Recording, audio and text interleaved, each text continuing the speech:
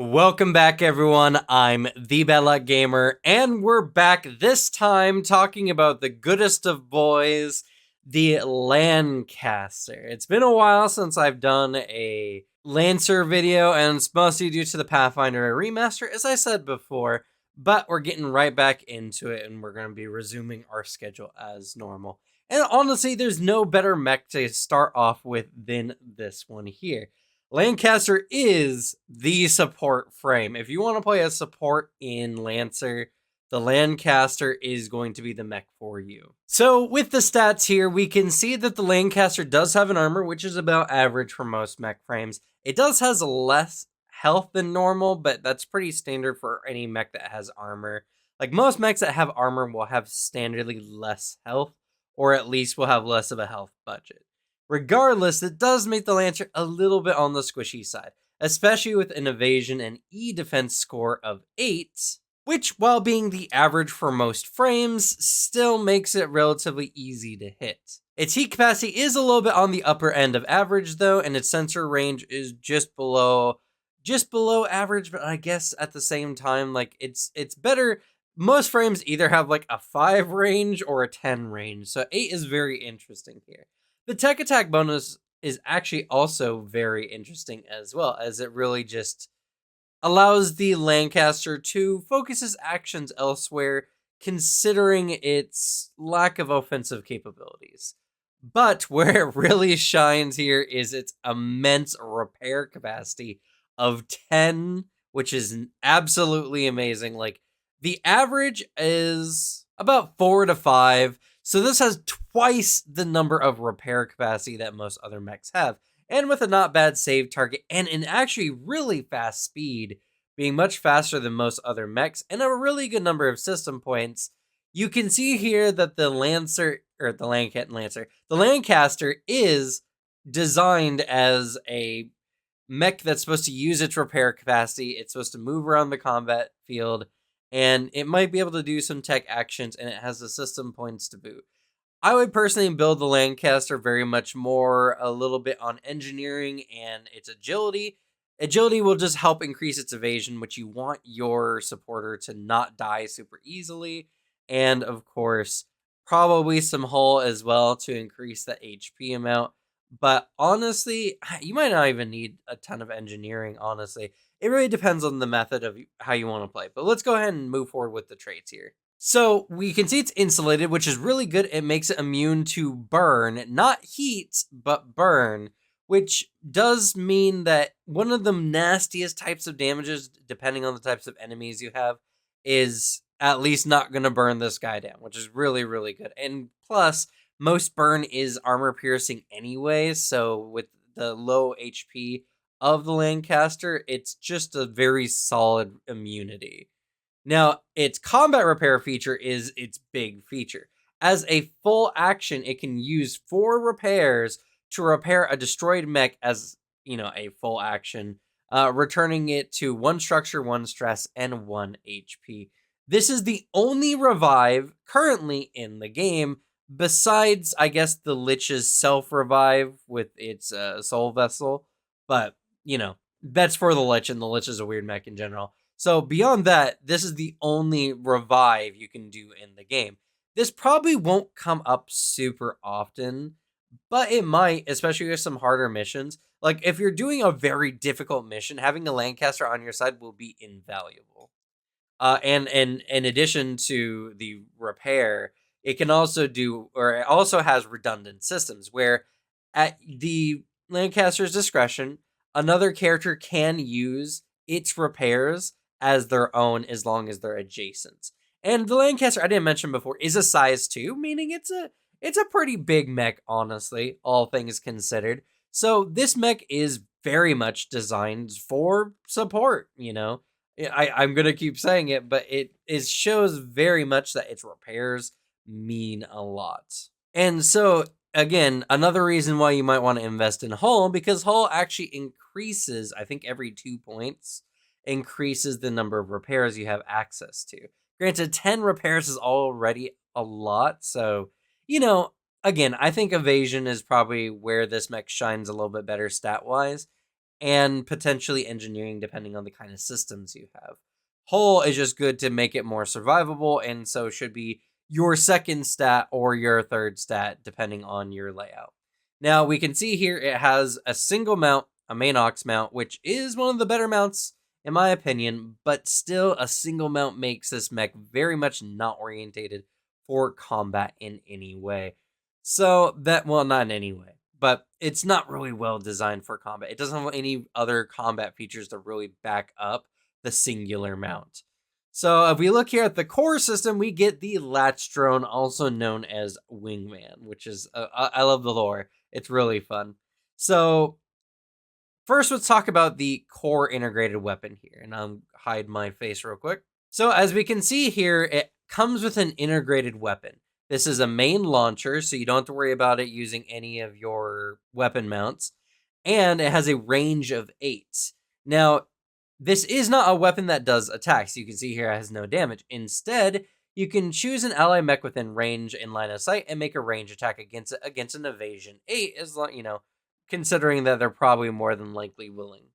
On a hit, either you or the target may spend 1 repair to restore half your target's HP. At the cost of a single repair, it might be a little bit inefficient, because normally you can use like a repair to restore the full HP if you take the stabilize action, but for one of your, typically quick actions, this was not a bad method of using it, and of course, you have so many extra repairs anyway, you could use this ability a couple times without any major concern. I wouldn't go super ham with the Latch Drone, though, just because it's half of an HP, half of a mech's HP, depending on the mech, might not be that much, might save it from 1 attack, and at the expense of 1 of your repairs, I mean, you're better off just using it for something else. But it's still not bad.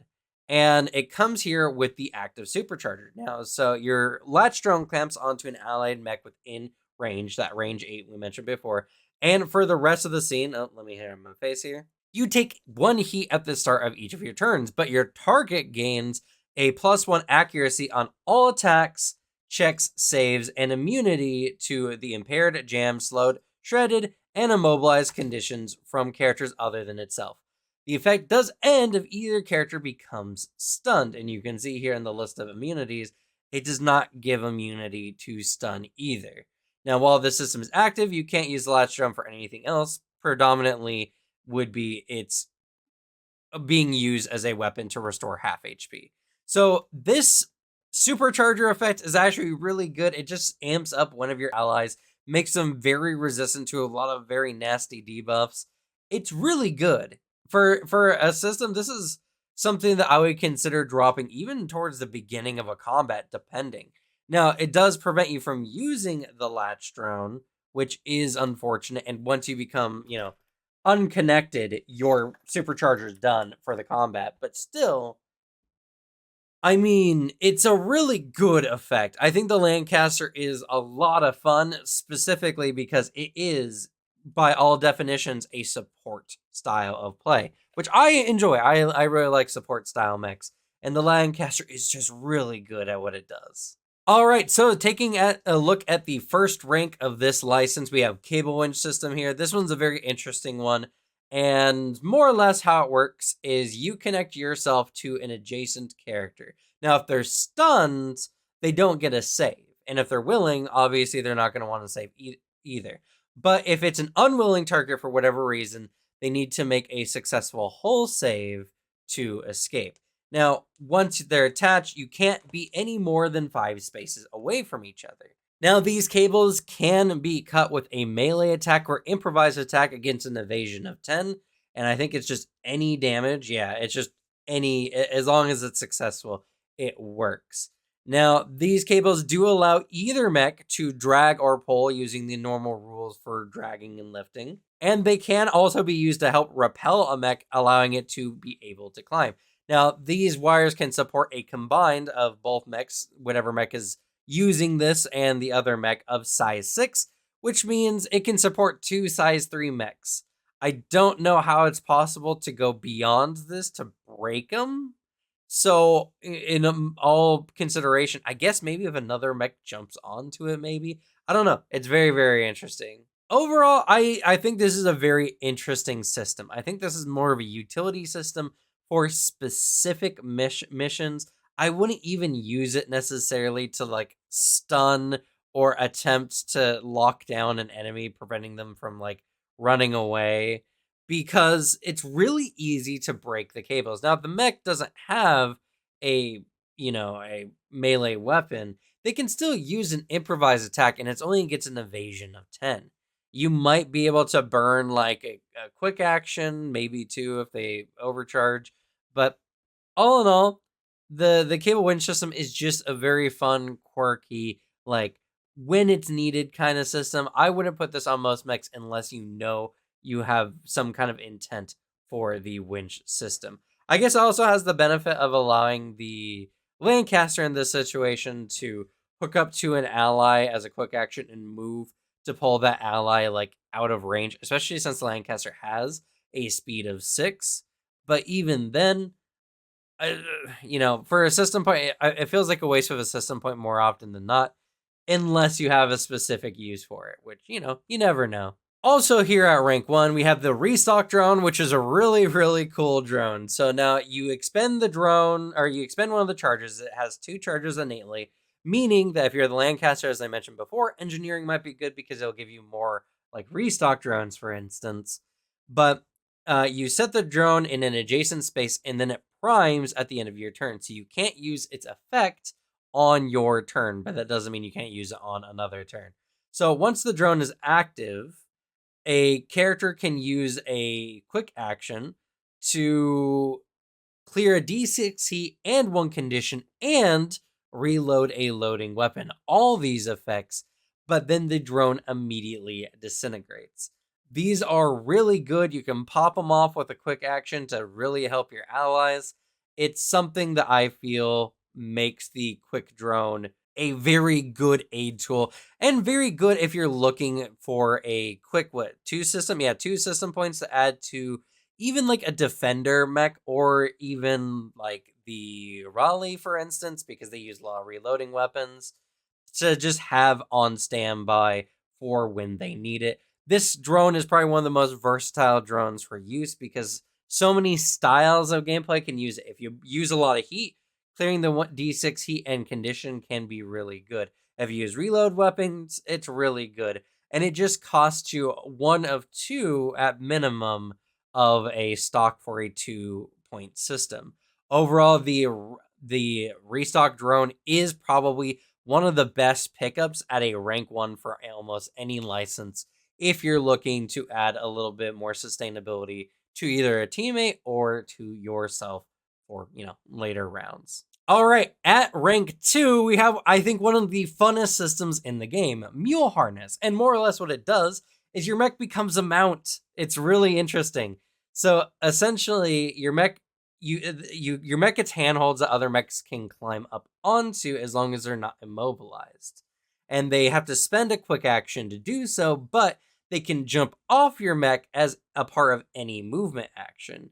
The coolest thing about this, though, is that when they're on your mech, you both share a space and they move when you move. So the Lancaster, which normally already has a really high speed, potentially higher if you invest in its agility, can become a mount.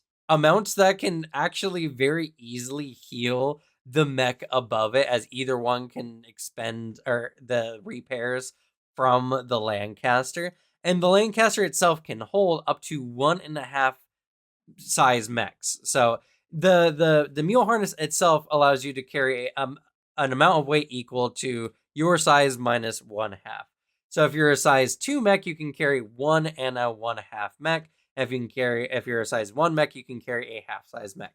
This Mule Harness can be used in a lot of situations in a lot of ways, and there's really no penalty to the mech being ridden, other than the fact that if they get knocked over for whatever reason, the other one will come get knocked off and land on the ground prone next to them. So it's something that, while it does have its risks, I think there's a lot of benefits and there's a lot of really cool combinations. especially if you're playing, again, the Lancaster, who's mostly a support mech anyway. Because, again, a lot of your features, you can just support your rider. You can use the supercharger on your rider and, pop off a Restock Drone to heal or to remove heat from them. I mean, there's so many things you can do to make this a lot of fun. So I actually absolutely love Mule Harness. All right, also here at rank 2, along with the Lancaster, we get the Whitewash Sealant Spray. I'm not going to say anything about the general naming convention on this one. I'll leave it up to the children here watching the video. But I'm very conflicted about this one. So essentially, you have like a fire extinguisher that can cover a square within range 5. Now it can be used on hostile characters, ally characters, or it can create a blast 1 radius to create a difficult terrain and to extinguish any fires in the area. Now against hostile characters, they need to make an agility save, or they will become slowed. But it will also clear all burn that the target has. Now, for ally characters, it clears all burn immediately, but they're slowed until the end of their next turn. So it does mostly the same thing for hostile characters as much as allies. And burn, while not being a very common effect, if you have any allies that use burn effects, you're not going to want to take Whitewash Sealant Spray, or at least you're not going to want to do it and use it against an enemy to slow them down. And honestly, I think there are just much better ways to slow enemies in addition without possibly giving them a boost. So this is mostly used if you know the enemy you're going up against uses a lot of burn, because burn's a really nasty effect, and being able to clear all burn on an ally, even at the cost of slowing them, can potentially save their life. Now, the ability to create difficult terrain is the only reason why I say that this particular system might be used even in or just like be on your mech, even if you're not going up against an enemy with burn. Because creating a blast 1 of difficult terrain for the rest of the scene is pretty good. And it's not a limited system either, so you can do this as a quick action really as much as you want. So Whitewash Sealant Spray, I think, is a pretty okay system overall. I think the ability to just create difficult terrain is good. Now, you might say that it needs to extinguish a fire, but that doesn't, I don't know. I wouldn't rule it that way personally. I would just say you can create a blast 1 difficult terrain as a quick action, which, is strong, but not too strong that I would rule against it. So, yeah. Overall, a pretty okay system in my book. All right, at rank 3, we have a really interesting weapon here. We have the Cutter Mark II Plasma Torch. Now, it's an interesting weapon because, one, it has threat 1, which means you can use it with Overwatch. It does 1 energy damage, 1 heat damage, which is pretty good, and 1 burn damage.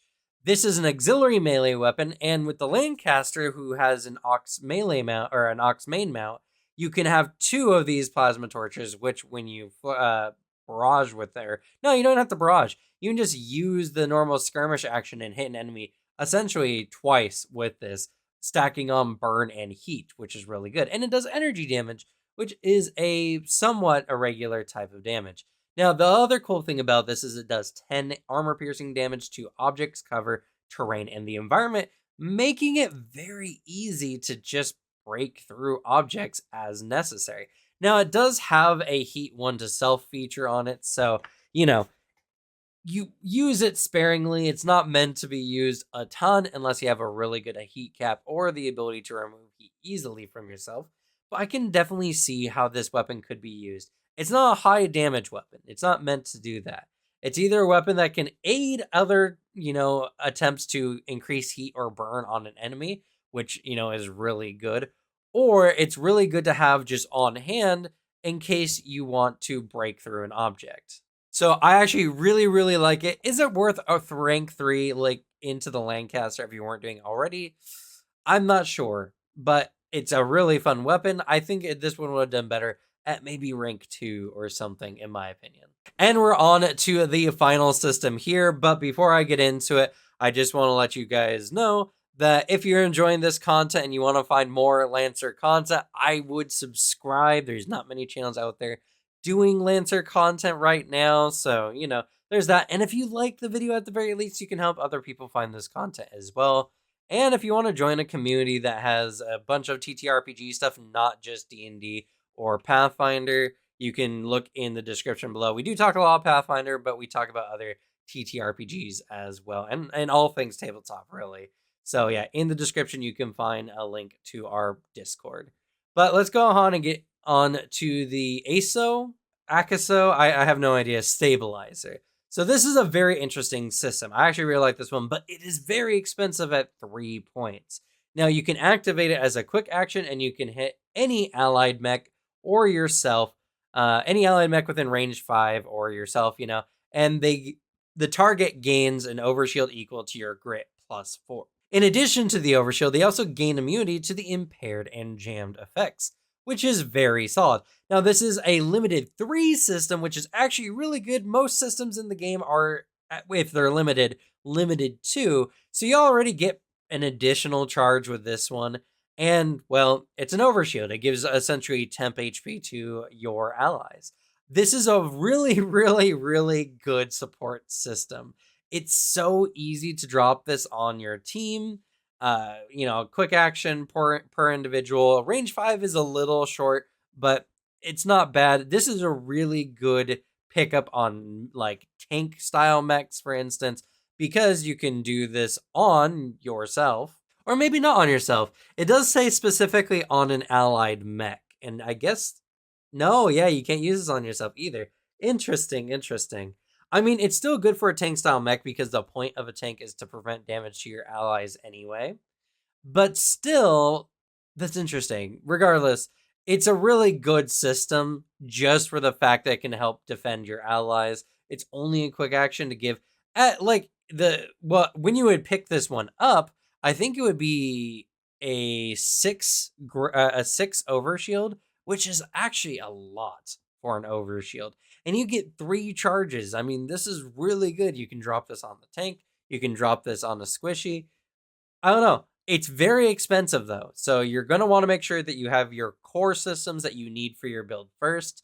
But if you have additional system points, I would definitely recommend picking up the ASO Stabilizer just because it does the job really, really well. And the overshield is pretty massive. And that's going to be it for the Lancaster, the goodest of boys, one of my favorite mechs just because it is a support mech, which I love, though I tend to lean more towards tank mechs. Lancaster, I think, makes my top 5, if not then my top 10 mechs, which, is fair. I prefer tank style mechs in this game. Just if I'm playing a mech, I want to play a big beefy boy. But the Lancaster is really, really cool. So that's going to be it for this video. Later this week, we're going to be taking a look at the Duskwing, which is going to be really cool. The Duskwing is an illusion assassin style mech, which I think is a lot of fun. So I'm looking forward to it. But that's going to be it for me. Thank you all so much for watching. Good luck with your games. Leave the bad luck to me.